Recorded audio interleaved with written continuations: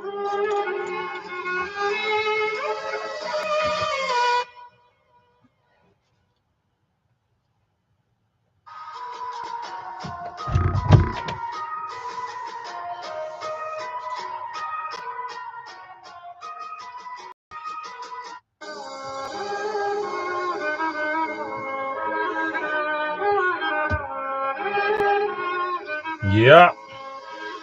Business strategy and growth. Invest in your future 2024 real estate conference, May 10th and 11th. Link is going to be in the bio. Make sure you guys show up because it's going to be a different message for a lot of people to be able to change their lives financially. And it's going to be something that's really good for y'all. All right. So, real estate conference 2024 real estate conference. I'm going to get it. All right. So, for all you guys out there who are already booked your tickets, we sold out, I think, about 65 tickets already. In terms of the conference, we only have 139 tickets. That's all we have. So we're more than halfway done. Listen, pick up your tickets wherever you see this conference link. Make sure you click the link. Purchase tickets early. You still can get the early bird special tickets for $100. So make sure you pick those up. So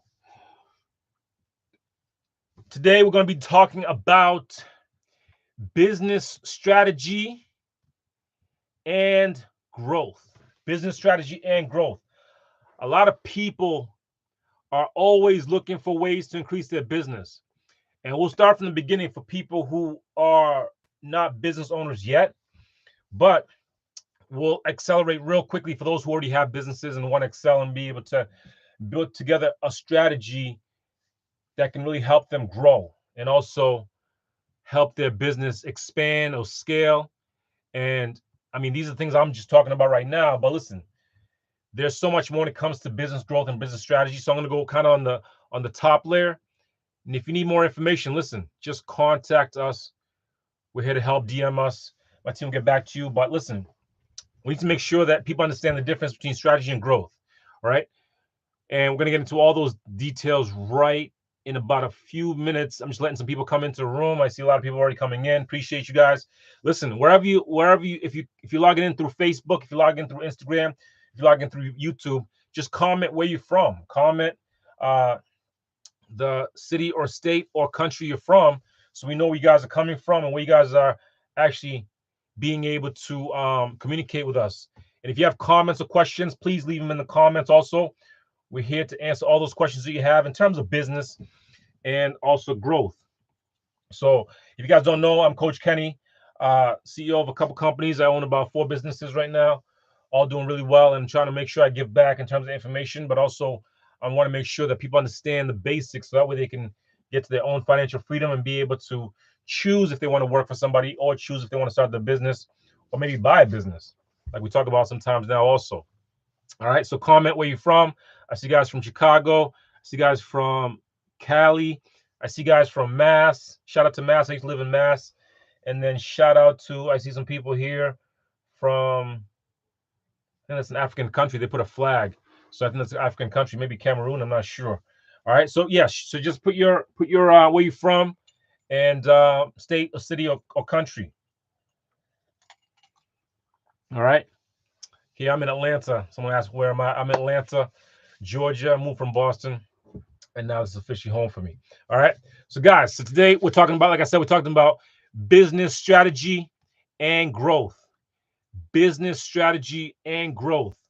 If you are someone who's really thinking about getting into business, you should really listen to this podcast.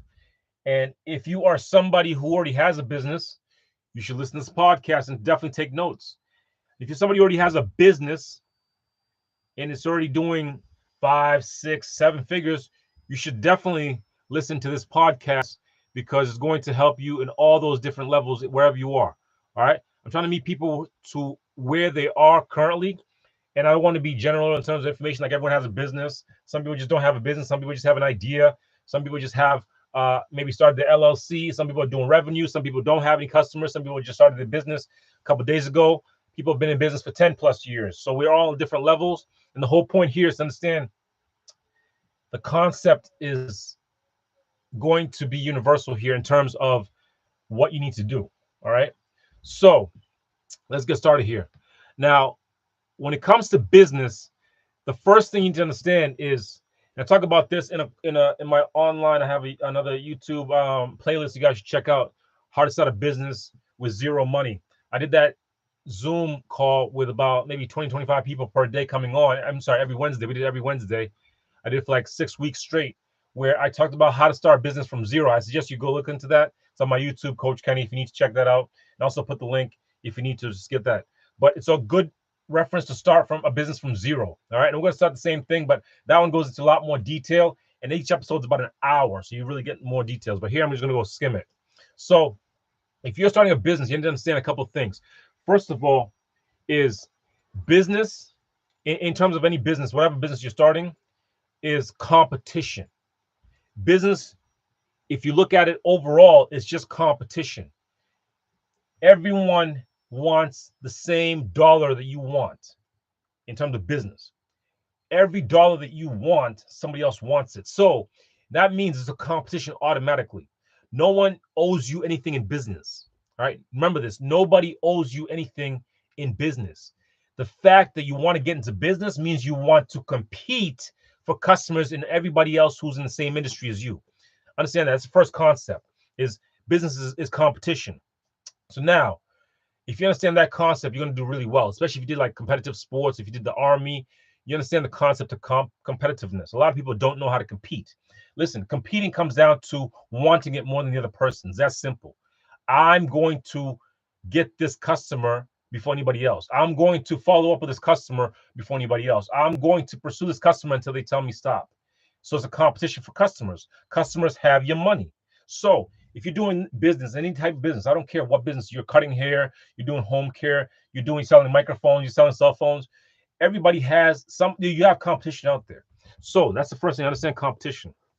Now, if nobody owes you anything, that means you have to actually physically go do something to get that customer. All right. So that's the strategy. Number one is strategy of, where is my customer? Who is my customer? If you guys are serious about this, you should be taking notes. So who is my customer? Where is my customer? How much is my customer worth to me? Those are kind of couple questions you should ask yourself, especially if you want to start a new business. Is, who is my customer? Where is my customer? And how much is my customer going to pay me, or how much is my customer worth to me, or acquisition of the customer? How much is it going to cost me to get that customer? It might be physical, where I have to actually be face-to-face, or we call it hand-to-hand combat in sales, or might be on the phone, might be an email, might be a text. Where is my customer? How can I communicate with that customer? And how can I get that customer to know about what I have in terms of products or service? All right. So that's the kind of first part you need to understand as you want to start a business. Right? Anybody who wants to start a business, answer those questions, and then you can actually figure out, okay, is this a viable business? And the way you test that theory is you first ask yourself, is there a customer? If there's a customer, okay, great. Go get the first customer. All right. For you guys who want to start a business, go get your first customer. All right. I don't care where you get them. I don't care how you get them. Get that first customer, and get that customer to accept your services. And accepting that services which means you might not get paid, but they actually looking for the services that you're offering. So if, let's say, I do lawns, I cut lawns.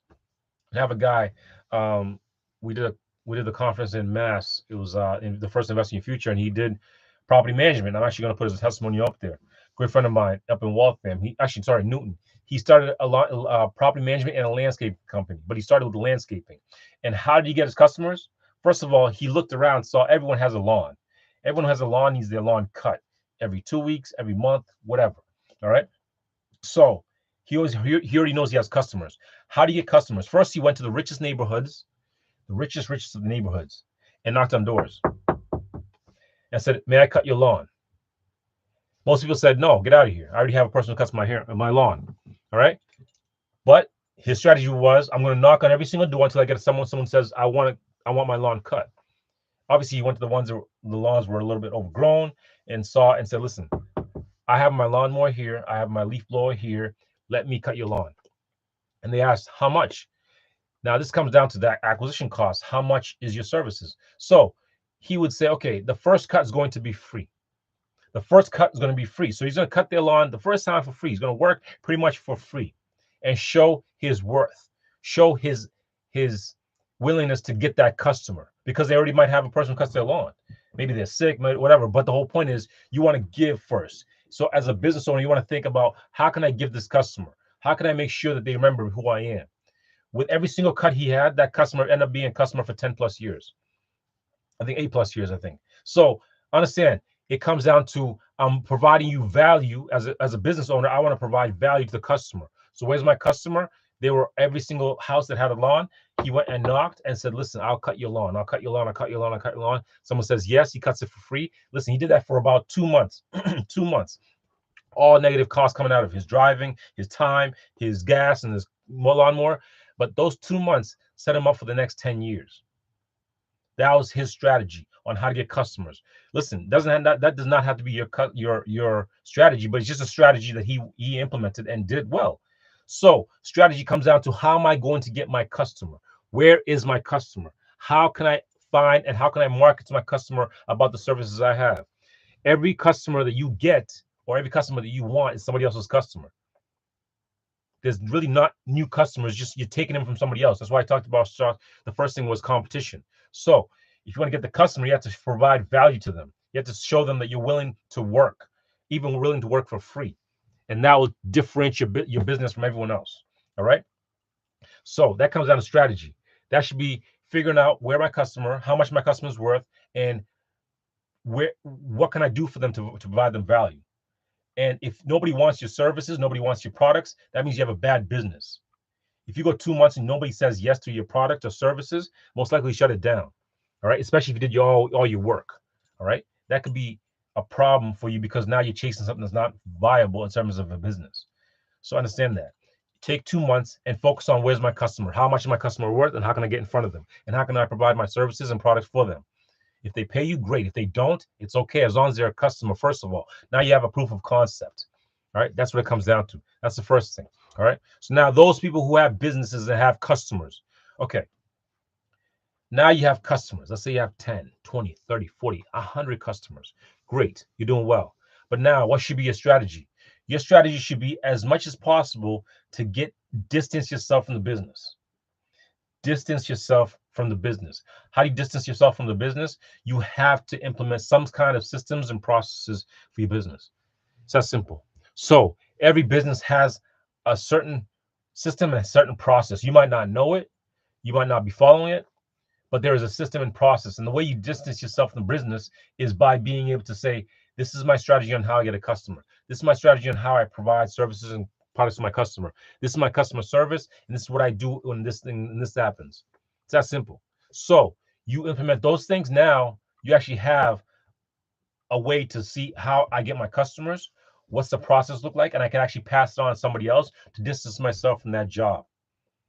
That's what you want to do. As if you just get customers, and as you get more people to do business with you and your company, now you want to find yourself how to remove myself from the business and be able to extract my skills and my sets on how I do certain things to somebody else. All right. And the way we can do that is by delegating it. All right. Delegating it. Now, as a business owner, most people don't know what delegation. They think they know what delegation means, but they really don't understand the concept of it. Delegating is not just saying, "Hey, do this." That's not delegation. All right. When you delegate something, all you're doing is multiplying your efforts, multiplying your efforts. You're delegating a task that you should be doing to somebody else. You're passing on to somebody else to increase your productivity. All right. That's what you're trying to do. So instead of you making just calls by yourself, now you had teach somebody else. You show them a script. You show them the steps. You have 2 people now calling, you and the other person calling. So if you made 100 calls today, he can make 100 calls. Now you increasing your productivity to 200 calls per hour, while you are actually still doing the business. But you're actually now starting to pass on those skills and those systems and processes, and also scripts or whatever else you need to do to somebody else to increase your productivity. That's what it comes down to when you start having a real solid business. All right. Passing the information on, passing the scripts, passing on the processes, passing on the systems to somebody else. That's a whole nother subject right there that we can get into later on. All right. But that's what it comes down to. And if someone can provide the same level of service or skill set to you that you have at an 80% clip, you're doing well. 50% below is not acceptable. All right. You have to find somebody else, or you have to maybe improve your systems and processes on that. All right. So that's what it comes down to. Now extract yourself from the business. Now, when it comes down to growth, the growth side, when it comes to growth, every business, the way it grows is by revenue. All right. By revenue. And you can do a couple of things. Get more customers, get brand new customers, which can be very, very expensive, or sell a higher cost item or widget, so sell at a higher price, right? Or go back to the people that bought from you and see if they want to buy again. Those are kind of the strategies you can usually improve in terms of growth. All right. So go find new customers, which can be, like I said, it could be very expensive. Increase the prices. You might be surprised. You might be underpriced in terms of your products or services. Increase your price 5, 10, 20%. That goes automatically. Increase your growth.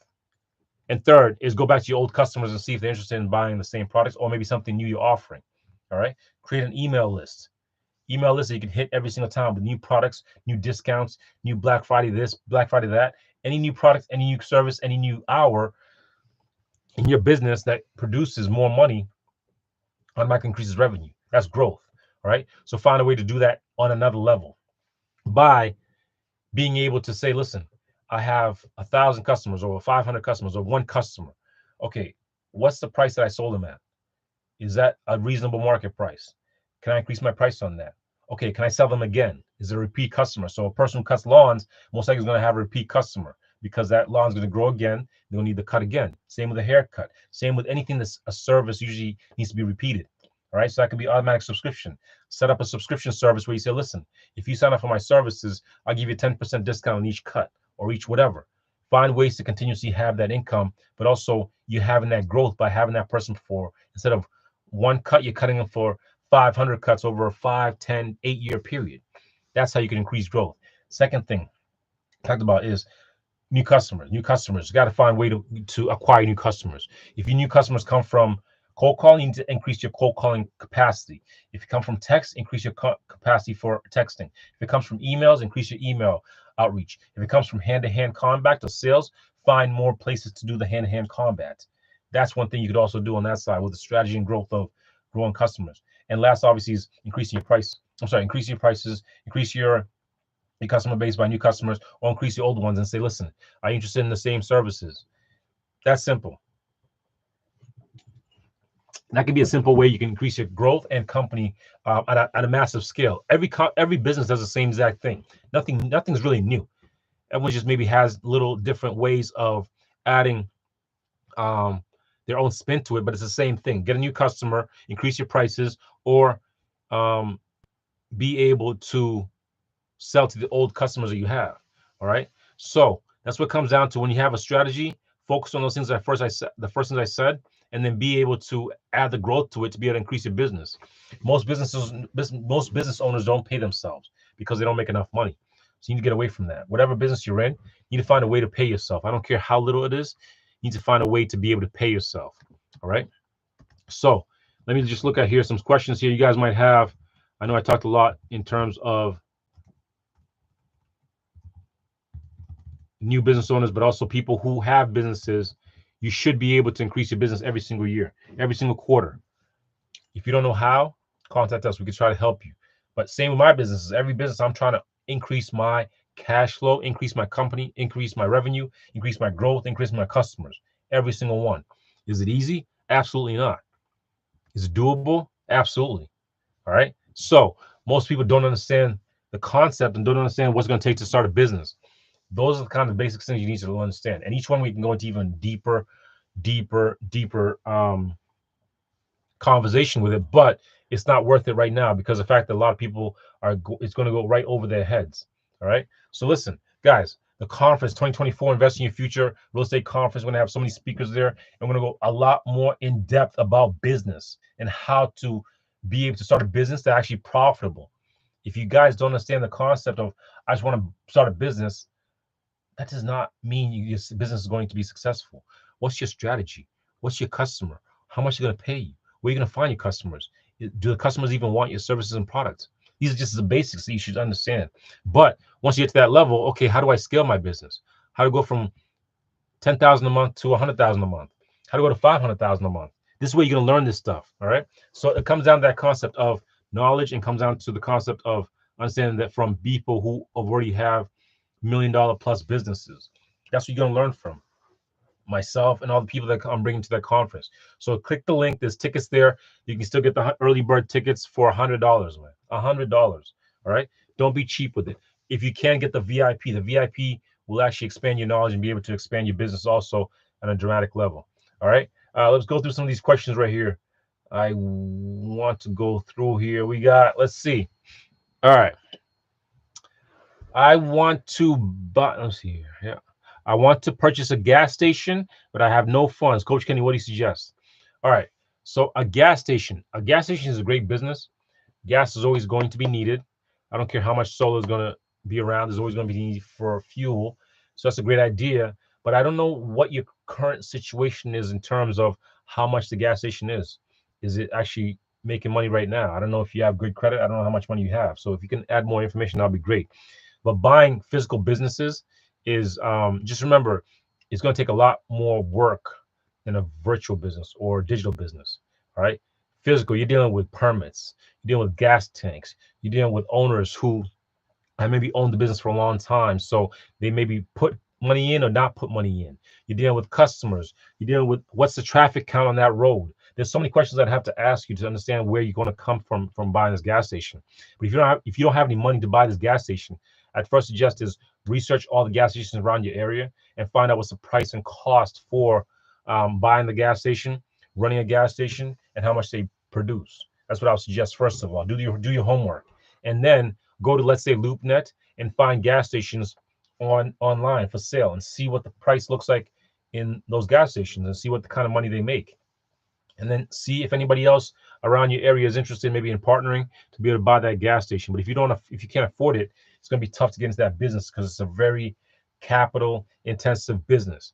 I know a guy, he owns a couple gas stations up in Massachusetts. He makes a lot of money, but he spends a lot of money also. He had one gas station that had faulty tanks, where you have to dig up the ground, the concrete, take them out. She had to shut down the road. It cost him, I remember he said it cost him about $10,000 a day until that tank was done to be taken out and removed. So $10,000 a day to be able to have those tanks removed. So remember, it's a capital intensive business. So I'd really stay away from it. But unless you can get into it with a partner and learn from somebody, then go for it. All right, let's see another one here. Coach Kenny, I love your business strategy mindset. How can I turn my customers into subscription customers? All right, so subscription customers are probably the best customers you have. When you own rentals like I do, I have subscription customers who are pretty much they have to live there. They sign a 12-month lease, so the subscription is 12 months. Any business you can, try to turn a customer into a subscription. How do you do that? Well, first of all, understand, is this going to be something that's needed every single day? Or I'm sorry, every single month, every single week? If it's not, it's tough to get a customer to be subscribed. So if you have a business that's a service business, that's cleaning, cooking, lawn care, cutting hair, something like that, you could probably be able to easily put them on a subscription at a lower cost and say, listen, hey, you usually spend $30 per month or $30 every 2 weeks for our haircut. How about this? You pay $50 a month, right? So a little bit higher than normal price for a haircut, but you can come anytime you want. Think about that. So the person is paying $50 a month, and let's say it's actually good, not a bad business model. You pay $50 a month, and you can come as many times as you want to come and get a haircut. And listen, once you get a haircut, you're not going every single other day.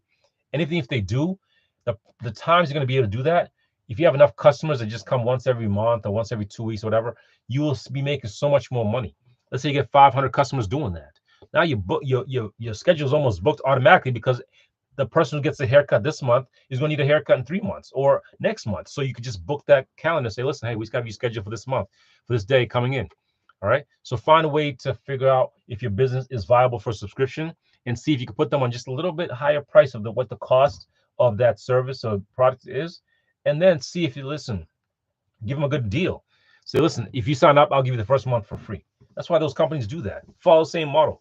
Follow the same model. You don't have to be creative in terms of getting someone on subscription. I have some companies and some things I do on subscription that do really well. Listen, and it's almost passive where you just know that every single first of the month, I'm going to get $10,000 on this business because of the subscription. All right. So figure out a way to get that subscription for your business if you can. Mention what business you are too, also in the comments, so I know what kind of business it is. All right. Let's see here. Another one here. Let's see. All right. What is your number one hack for productivity? All right, cool. That's a great question. What's my number one hack for productivity? Number one hack for productivity. Man, that's a great question, actually.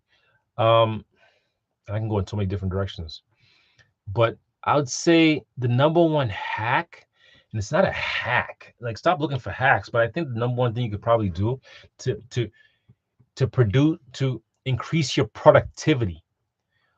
One of the number one hacks you could do is increase the engine power or increase the horsepower. So you can do those things in a couple ways. You are the engine. You supply the energy and the physicality to your business. So how can you improve your productivity? Is by improving the engine. So how do you improve your engine? Get a good night's sleep, exercise, eat well, take a cold shower once in a while, read a book. Those are the kind of things you can increase the engine, and that way the engine can produce a lot more. So that could be number one hack, I'd say. And also, don't work just on, like, focus on how to increase your mental horsepower also. Mental horsepower. A lot of people, they can't focus. So if you can focus on, let's say you say, listen, I can only focus for 10 minutes. If you can increase your focus to 20 minutes, 30 minutes, 40 minutes, an hour, hour and a half, that might be pushing it. 90 minutes is really pushing it. But if you can increase your focus on those kind of levels, then guess what? Now you can produce a lot more because you can increase your focus time. So don't, like, focus on that where you can increase your mental horsepower also. Yes, your physical horsepower does well for you, but your mental also really does really well for you too. So that's why I would say my number one hack is increase the engine and also increase your productivity by increasing capacity to work and focus. All right. Coach Kenny, are you on a special diet? No, I'm not on any special diet. I just almost eat anything I want, but I just stay consistent with the gym. All right. How about this one? Coach Kenny, I'm very unorganized. I have 1,000 unopened emails. I feel you on that. And I have a disorganized schedule. All things mess up all the time. How can I get a little bit more organized? Okay, great question. If you are having issues with being organized, listen, I probably still have the same issue. A lot of people have this issue. Organization is not a normal thing. Organization is actually a very, very hard thing. Being organized is not a normal thing. I mean, animals are not organized. You never seen a dog organized. So it's a tough thing. And we're all animals. All right. The way you can do this is by setting schedules. All right. Calendars. That's how you can really get yourself organized. A calendar forces you to say, listen, at 8 o'clock, I have to do this. At 9 o'clock, I have to do this. And follow it. Be religious with it. Get a Google Calendar and open it up and start loading it up. Start loading it up. Get organized. That's one way you can really get organized. Just get a calendar and follow it and be religious with it in terms of how you do things. And focus on high income activities or focus on high productivity activities where you're producing a lot in a short period of time. In 30 minutes, I can produce so much. In 10 minutes, I can only produce so much. So focus on those high level activities that you could push in those calendars. All right. Great question. All right. Let's see another question here. We got, I get one more and then I'm gonna get out of here because I'm starving. All right. So let's see. Coach Kenny, what do you do for payroll? What do I do for payroll? I just use a software, either ADP or Gusto or Paychecks.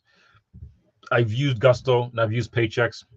I've never used ADP, but just what I use for payroll. And also for independent contractors, I could use PayPal. Like for my VAs, I use PayPal and some of these other things. But most times is software like that because it automatically does the services for you in terms of taxes.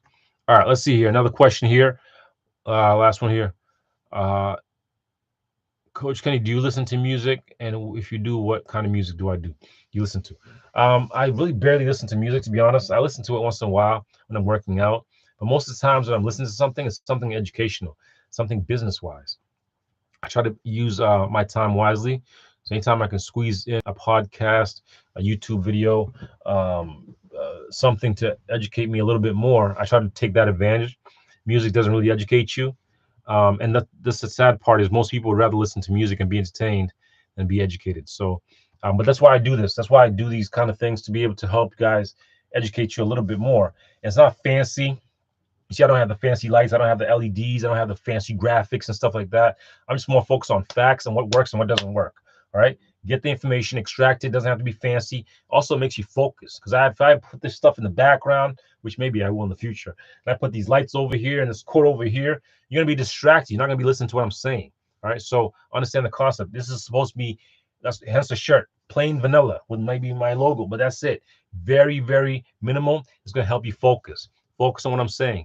Don't focus on the glitter and the glamour, all that stuff. That's just a distraction away from your business. It can grow into a 5, 10, $20 million business if you focus and listen.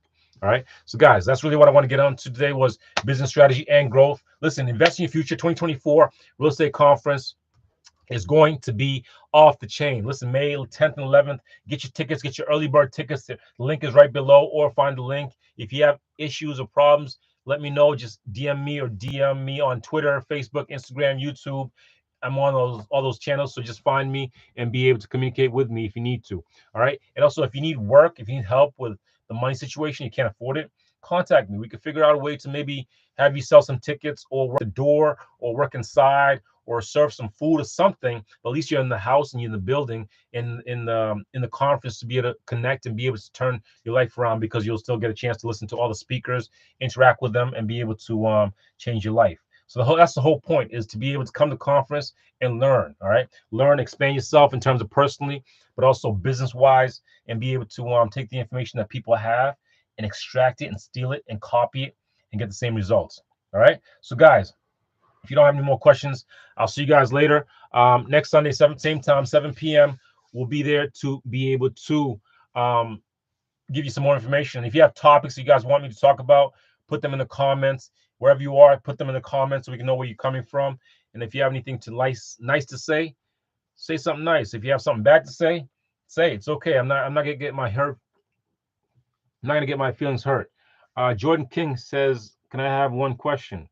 Sure, go ahead. What's your question, Jordan? But that's the whole point here, is to be able to give as much information as possible. So let me see. I think he's typing up the question right now. If you have any more questions, just put them in there. I'm just starving. I have not eaten almost all day, so I want to kind of get something to eat. All right, Jordan, what's your question? Because I'm waiting for you. Then I'm gonna get out of here. All right. Who else we got here? Okay. So Jordan King asks, I'm new and I'm opening my first brokerage account. Who do you recommend? All right. So when it comes to brokerage accounts, I'm pretty sure he's talking about buying stocks or bonds or ETFs and those kind of things. When it comes to brokerage accounts, I would say go with the one with the least amount of fees. So I used to be on, and I've tried a lot of I've tried all of them. I used to have Fidelity. I used to have Schwab. I used to have Schwab. I used to have Robinhood. I have Webull right now. So that's what I would suggest. I'd say go with the one with the least amount of fees. I'm always chasing something that can reduce the amount of fees, because fees are just coming straight out of your pocket, the money that you put in there, which absolutely doesn't make sense to me. So I try to go with the reduced fees as low as possible. So Robinhood, Webull. I have the link in my link tree that you can use to be able to get yourself 3 free stocks if you sign through with my link, which will be on the bottom if you need to. But that's what I would suggest. Just go with the one with the least amount of fees. And if you don't know how much their fees are, ask them. Give them a call. Ask the customer service and say, listen, hey, if I trade, what are my costs? What are my fees? If I sell, what are my fees? If I don't do anything and I lose money, what are my fees? And they have to be transparent with you. So that's why it's very important to ask them. And if you do that, you can just create a chart and say which one is the most expensive, which one's the cheapest, and go with the cheapest. and be easy with how you do with the brokerage accounts too, because there might be just a fee just to have the account also, right? Not just to sell and buy. There might be a fee just to hold that account. So be careful of that. All right. Any more questions? Just put them in the comments right here. We're going to answer the questions. Any more questions you guys have? Let me see here. Let me see. And Jordan King says, should I separate accounts, one for my ETF and one for my retirement? Absolutely. Absolutely. Absolutely. Because what you want to do is you want to have your retirement account is money that you don't touch. You don't see. You don't even you want to just do it on an autopilot. Because if you look at it, you might see that money growing. You might want to take a little bit of piece out. So ETFs and all those things have a separate retirement account. Have that retirement account almost on autopilot. Just have the money go there. Just know in 50 years, 20 years, 30 years, whatever you're retiring, you have that money at least for you. And also plan accordingly on that retirement account and how much money should be there when you retire. Don't just throw money there and hope the money's going to be there. Like figure out, okay, I'm going to throw $1,000 a month or whatever it is. Okay, in 20 years, how much am I going to have after I pay my costs, my fees, and also how much is it going to grow in terms of my rate, and have that money in your head, or the amount in your head, and then reverse engineer it and put that amount into that account so you have enough in there. Most people have the issue with like I work with a lot of baby boomers who are older, and one of the worst things that you can imagine seeing is somebody who planned for retirement the wrong way, because now they have to work. That's why you see people bagging groceries when they're 60, 70 years old, because they thought they had a great plan, but they didn't really think about it. They didn't plan well. So understand that it's very, very important to plan accordingly to what your retirement is going to be in terms of how much you're going to spend per year, and then reverse engineer how much money you need, and make sure you put that much money in there to make sure you have that amount in there. All right. It's very, very important. But separate the accounts. Great question, Jordan. All right. Let's see. Any more questions here? Any more questions here on business and strategy and growth? Let me see here. What else we got here? One last question. All right. I'm going to take this last one right here. Let me see. It's just loading right now. Okay. Coach Kenny, what is your advice to newbie business owners? Newbie business owners. My advice would be go work for somebody. All right. That's my advice. Go work for somebody for a week, 2 weeks, 3 weeks, and just learn how a business works. Just watch. Like, don't go to earn the paycheck. Go work somewhere where ideally that you want to start that same kind of business, and you'll learn so much more than going to business school. All right. That's what I suggest is, first of all, go work for the person or a business that you want to get into. That's what I suggest. Especially if you don't have any business yet, go work. If you want to be in real estate, come work for me. If you want to be in tech, go work for somebody who's in tech. If you want to start a Facebook kind of software, work for somebody who's building that kind of software. That's what I would suggest. And then take their idea and take your idea and kind of add the same system and process and procedure for it to be able to start your business and be able to succeed and to excel. That's the most important part. Learn a little bit before you just jump in. Most people want to start a business, but they have no idea what kind of business they need to be into, or how a business works, or how a business operates. Most businesses fail because of money. And if you don't know how to handle money, that's why we talk a lot about money management. Your business is going to fail. All right. Let me see here. Last one here. We got it's just a comment. Hey, appreciate you, brother.